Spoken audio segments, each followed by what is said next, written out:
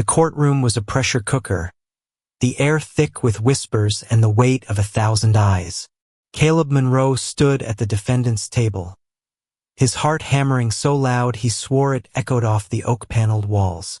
At 28, he hadn't expected his life to hinge on this moment, a moment where love could cost him everything.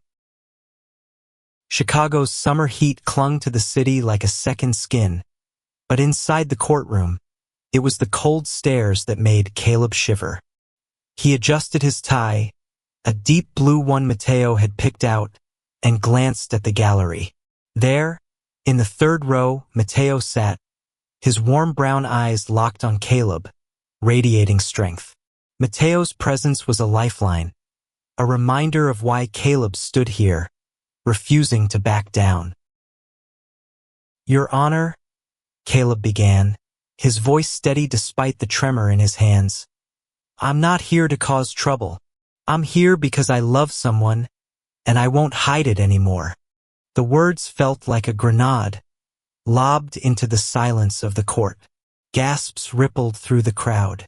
His lawyer, a wiry woman named Ellen with a penchant for underdog cases, shot him a warning glance. But Caleb was done playing safe. This wasn't just about him.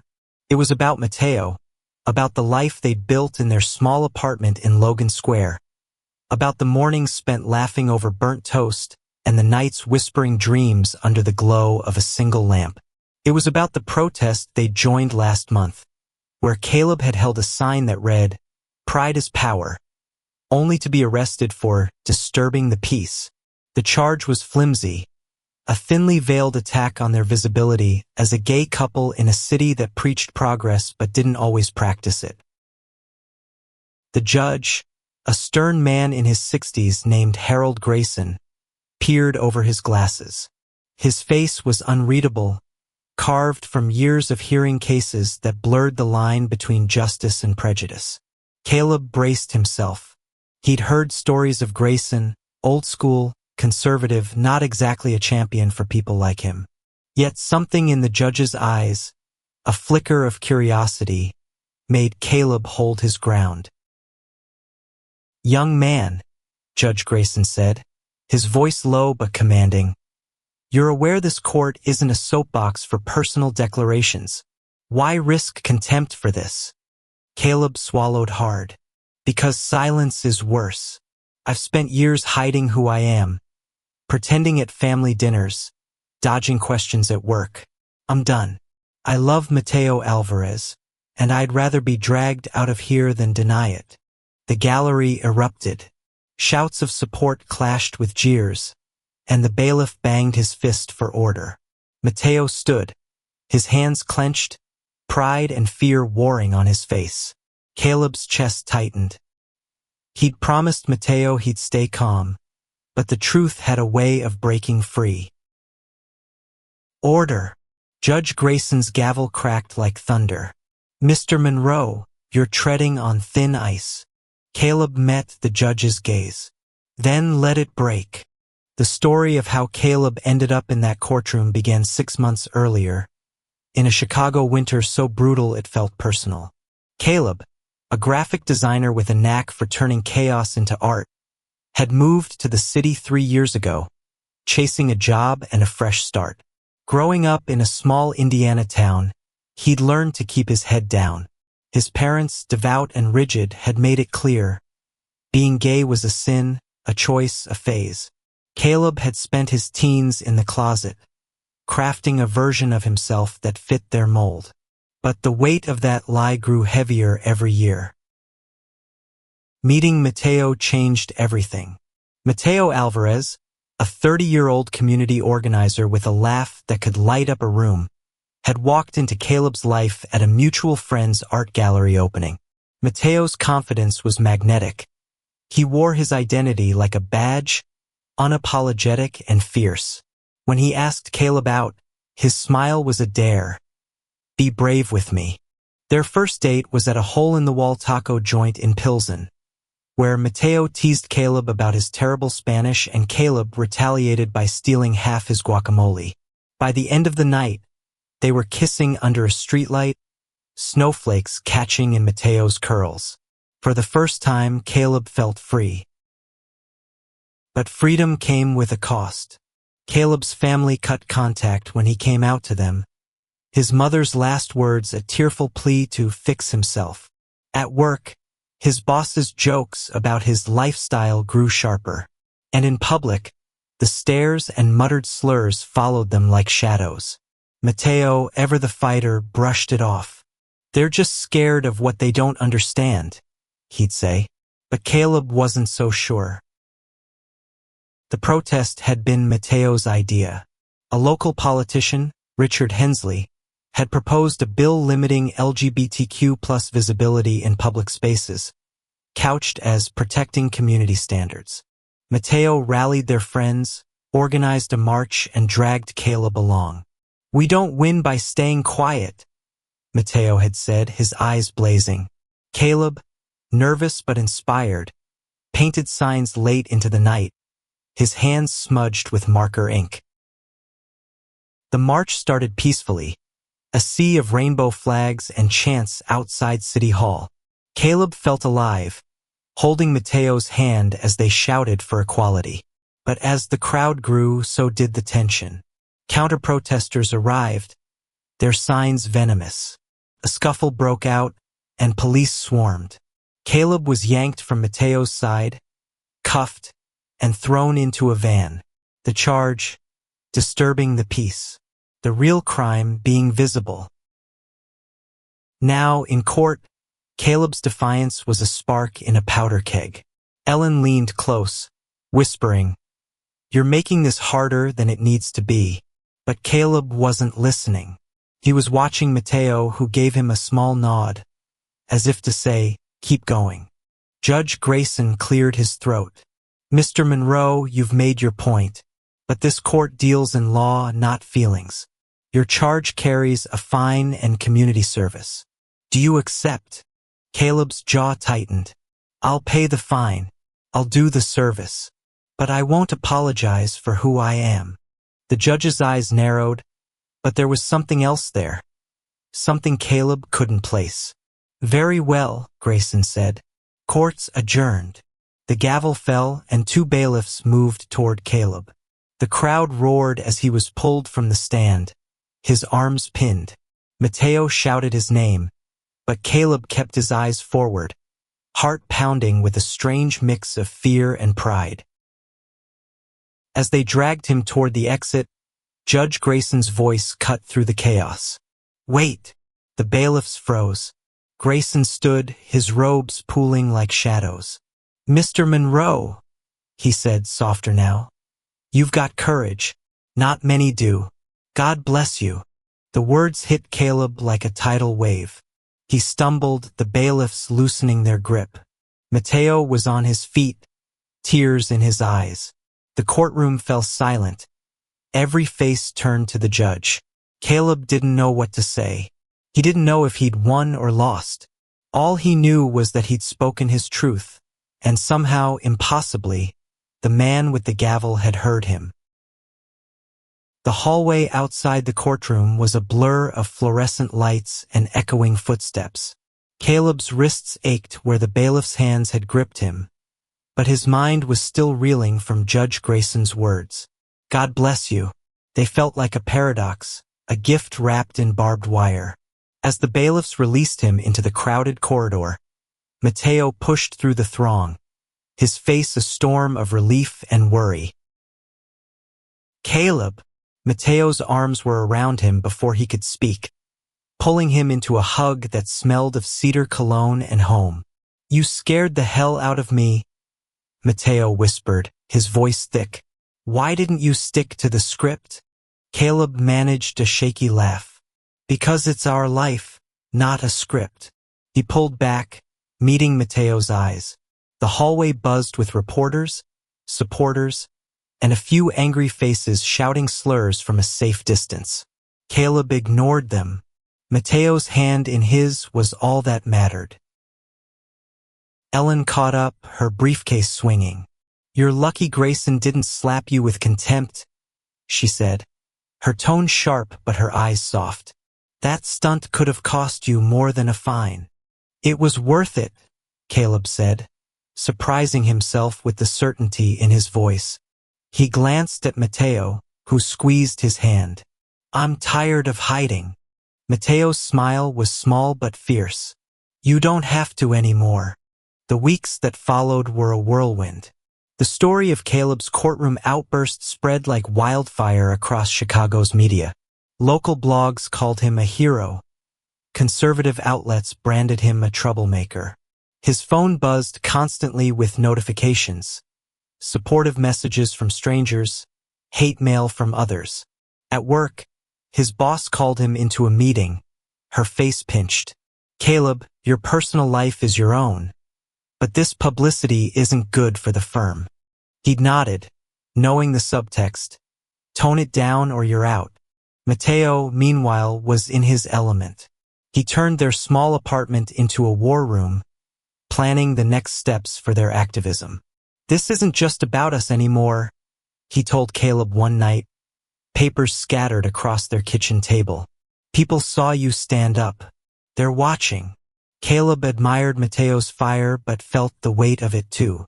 Every step forward seemed to invite new risks.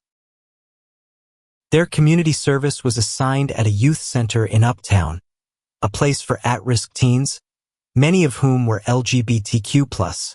Caleb wasn't sure what to expect, but the first day hit him hard. A 16-year-old named Jamie, with dyed purple hair and a guarded expression, approached him after a mural painting session. I saw you on the news, Jamie said, voice barely above a whisper. My dad kicked me out when I told him I'm non-binary. You make me think I can keep going. Caleb's throat tightened. He wanted to say something profound, but all he managed was, You're stronger than you know. Jamie's small smile stayed with him, a reminder that his fight wasn't just personal. It was for kids like Jamie, who needed to see someone stand tall. But not everyone was inspired. One evening, as Caleb and Mateo walked home from the youth center, a group of men followed them.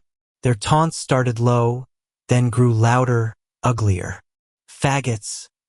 One spat, his voice dripping with venom. Mateo tensed, ready to turn and confront them, but Caleb grabbed his arm. Don't, he said, his heart racing. They want a reaction. They made it home, but the incident left Caleb shaken. He lay awake that night, Mateo's steady breathing beside him, wondering if he'd been naive to think courage alone could shield them. The world wasn't as kind as Judge Grayson's words had suggested. The next court date loomed, a follow-up to ensure Caleb complied with his sentence. Ellen warned him to keep quiet this time, but Caleb felt the fire in his chest growing. He and Mateo spent the night before strategizing, their voices low over cups of coffee. We need to show them we're not backing down, Mateo said. But we have to be smart. The morning of the hearing, they arrived at the courthouse to find a crowd outside. Supporters with signs, counter-protesters with Bibles. Caleb's stomach churned, but Mateo's hand in his was an anchor. Inside, Judge Grayson presided again, his expression as unreadable as ever. The hearing was routine, confirmation of Caleb's community service hours, but the tension in the room was electric. As the session ended, a man in the gallery stood, his voice cutting through the murmur. This is a disgrace. You're letting sinners flaunt their perversion. The room froze. Caleb's blood ran cold. Mateo's grip tightened. Judge Grayson's gavel slammed down. Enough, he barked. This court will not tolerate hate. He turned to Caleb, his eyes softer now. Mr. Monroe, your service hours are noted. Keep doing what you're doing. Caleb nodded, stunned. As they left the courtroom, Mateo whispered, He's on our side. But Caleb wasn't so sure. Grayson's words felt like a blessing, but the world outside was still a battlefield. The youth center became Caleb's refuge. Painting murals with the teens, Listening to their stories, he found purpose in the chaos. Jamie, the non-binary teen, started opening up, sharing sketches of their own. "You're good at this," Caleb told them one afternoon, pointing at a vibrant drawing of a phoenix. Jamie blushed. "You think so?" "I know so," Caleb said. He saw himself in Jamie, the fear, the hope, the need to be seen. It fueled him even as the outside world grew uglier. Social media was a double-edged sword. Support poured in, but so did threats. One message, sent anonymously, read, "You'll regret this, fag." Caleb deleted it, but the words lingered. Mateo noticed his unease. "We're stronger than them," he said, pulling Caleb close. But Caleb wondered if strength was enough. Their next protest was bigger, bolder, a rally in Millennium Park. Mateo organized it with precision, securing permits and rallying allies. Caleb designed the flyers, bold colors shouting, "Love is not a crime." The day of the rally, the park was alive with music, laughter, and rainbow flags. Caleb stood on a makeshift stage, microphone in hand, his voice shaking but clear. "We're here because love doesn't hide," he said, "and neither will we."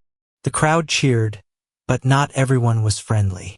A group of counter-protesters gathered at the edge, their signs hateful. Caleb's eyes caught one. "God hates your sin." His stomach twisted, memories of his parents' words flooding back. Mateo, sensing his distress, took his hand. "Focus on us," he whispered. The rally ended without incident, but the tension followed them home. That night, their apartment was vandalized.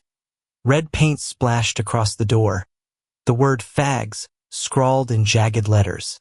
Caleb stared at it, his heart sinking. Mateo called the police, but their response was lukewarm. "Probably just kids," the officer said, shrugging. Caleb couldn't sleep. He sat on the couch, staring at the paint stains they hadn't fully scrubbed off. Mateo joined him, wrapping an arm around his shoulders. "We'll fix this," Mateo said. "Together." "I'm scared," Caleb admitted, his voice barely audible. "What if this never stops?" Mateo's eyes were fierce. "Then we keep fighting. For us, for Jamie, for everyone who can't." The community service hours piled up, but so did the pressure. Caleb's boss gave him an ultimatum: keep his activism quiet or lose his job. He chose the latter, walking out with his head high but his savings low. Mateo's income as an organizer wasn't enough to cover their rent, and the stress began to show. They argued over small things, dishes, bills, whose turn it was to cook. But every fight ended the same way. In each other's arms, apologizing, promising to keep going. One evening, Jamie invited them to a youth center talent show. Caleb and Mateo sat in the audience, watching teens perform poetry, music, dance. Jamie took the stage, reading a poem about finding their truth. The last line hit Caleb like a punch. "I am not your shame. I am my own light." He clapped until his hands hurt, tears in his eyes. After the show, Jamie introduced them to their friend, Aisha, a 17-year-old trans girl with a sharp wit and a guarded heart. "You're the court guy, right?" Aisha said, eyeing Caleb. "You're braver than me." Caleb shook his head. "I'm just stubborn." Aisha laughed, but her eyes were serious. "Keep being stubborn. We need it." That night, Caleb and Mateo walked home under a starless sky, their hands intertwined. "They're why we do this," Mateo said. "They're our future." Caleb nodded, but the weight of it all, jobless, targeted, afraid, pressed down. He wanted to believe in Mateo's fire, but doubt was creeping in. The next blow came swiftly. Caleb's landlord, a gruff man named Don, called them to his office. "I've had complaints," he said, avoiding their eyes. The vandalism, the protests, it's too much. I need you out by next month. Caleb's heart sank. Mateo argued, his voice sharp, but Don was unmoved. It's business, he said, shrugging. They left the office in silence, the weight of eviction settling over them like fog. Back at the apartment, Caleb sat on the floor, staring at the half-scrubbed paint on the door. What do we do now? He asked, his voice hollow. Mateo knelt beside him. We find a new place. We keep going. But Caleb wasn't so sure. The threats, the job loss, the eviction, it felt like the world was closing in. He thought of Jamie, Aisha, the kids at the youth center. He wanted to be their hero, but he felt like a failure. The next day, Ellen called with news. Grayson wants to see you, she said. Off the record. Tomorrow morning. Caleb's stomach twisted. Why? He didn't say, but it's not a hearing. Just you, him, and a private room. Mateo was skeptical. Could be a trap, he said, pacing. He's old school. What if he's trying to scare you into backing down? Caleb shook his head. He didn't have to bless me in court. I need to know what he wants. The meeting was in a small office in the courthouse, its walls lined with law books. Judge Grayson sat behind a desk, his robes replaced by a simple suit. He looked smaller, human. Mr. Monroe, he said, gesturing to a chair. Sit. Caleb sat, his pulse racing. Grayson leaned forward, his hands clasped. I've been following your story. The protests, the youth center. You're making waves. Is that why I'm here? Caleb asked, wary. To be told to stop? Grayson's lips twitched, almost a smile. No, to be told to keep going. He paused, his eyes distant. 40 years ago, I had a friend, Michael. He was like you. He loved someone he wasn't supposed to. He didn't make it out of the closet alive. Caleb's breath caught. Grayson's voice was steady, but his eyes were heavy with grief. I've spent my career trying to balance justice and the law.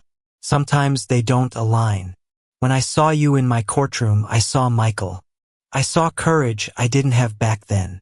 Caleb didn't know what to say. The judge's words were a lifeline, but they also burned. Why tell me this? He asked.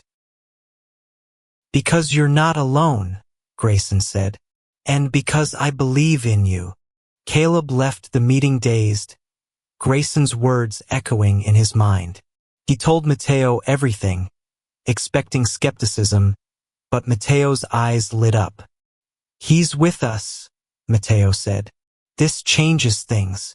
They threw themselves into finding a new apartment, leaning on friends for leads. A lesbian couple in their building, Sarah and Lena, offered their couch while they searched. The youth center teens rallied too, Jamie and Aisha helping them pack. You're not giving up, right? Jamie asked, their voice small but fierce. Never, Caleb said, and for the first time in weeks, he meant it. The new apartment was small, a walk-up in Rogers Park with creaky floors and a view of an alley. But it was theirs. Caleb and Mateo painted the walls a soft blue, a promise of a fresh start. The eviction had stung, but Grayson's words had lit a spark. Caleb felt it growing, a resolve to keep fighting. The youth center became their anchor. Caleb started a weekly art workshop, teaching the teens to channel their pain into creation. Jamie's phoenix drawings grew bolder, Aisha's poetry sharper. One day, Aisha pulled Caleb aside. I'm applying to college, she said, her voice trembling with hope. I want to be a lawyer, to help people like us. Caleb's chest swelled. You'll be amazing, he said, and he meant it. But the threats didn't stop. A brick shattered their new apartment's window one night, a note tied to it, leave or else. Mateo called the police again, but the response was the same shrugs, excuses. Caleb's fear returned, sharper now. He started checking the locks obsessively, jumping at every noise. Mateo noticed. "We can't let them win," he said, his voice fierce. "We're planning another rally, bigger this time."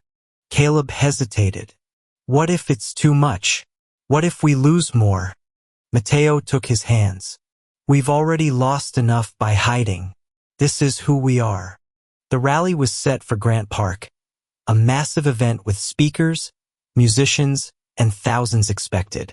Caleb designed the banners, his hands steady despite the fear. The night before, he and Mateo lay in bed, talking until dawn. "If something happens," Caleb said, "promise me we'll face it together." "Always," Mateo said, kissing him softly. The rally was electric. Thousands filled the park, their voices a chorus of defiance. Caleb and Mateo stood on stage, hand in hand, as Mateo spoke. "We're here because love is our right," he said, his voice carrying over the crowd. "And no one can take that away." The crowd roared, but Caleb's eyes caught movement at the edge. A group of counter-protesters, larger than before, their faces twisted with hate. His heart raced, but he held Mateo's hand tighter. They wouldn't back down. The rally stretched into the evening, the Chicago skyline glowing against the dusk. Caleb felt alive, the crowd's energy pulsing through him. But as Mateo finished his speech, chaos erupted.